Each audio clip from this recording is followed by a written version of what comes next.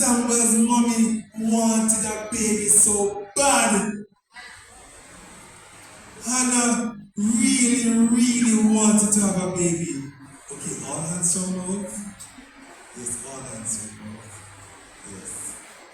And all hands from the back of the bench. Yes. So, Hannah was watching all the other ladies walking around with their belly, expecting their baby, and she can't have one. How do you think Hannah felt? Jealous. How do you think she felt? Sad.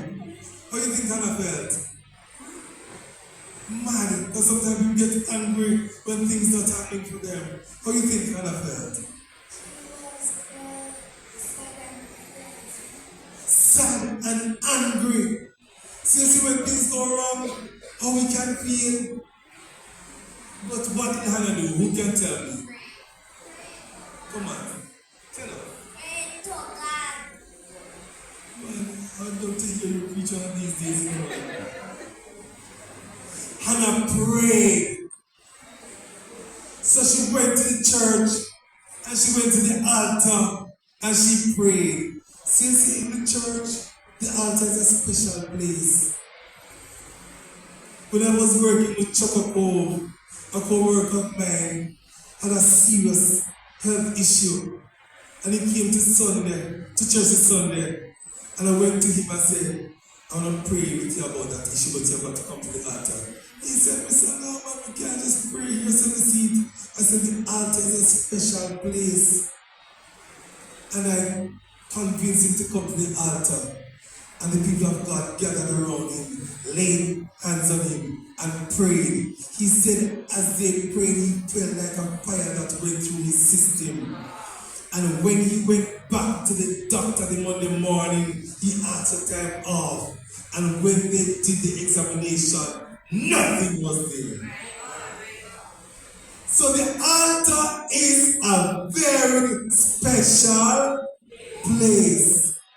So every opportunity you get. Did you know that a few years ago, an accident I had in 1975, my first year in high school, damaged my spine and I didn't realize until I was an adult. And when I went to St. Hospital, they said this can't be fixed. And they said we're going to do an emergency surgery. And they said after that surgery, you may not be able to walk, you may not be able to use your hands. But God allowed the doctor to write the discharge, and he said, go and do the MRI and come back. But you know where I went for my MRI? And these altars in Calvary Tabernacle. I remember that Sunday when I pulled that collar from off my neck and the saints of God prayed.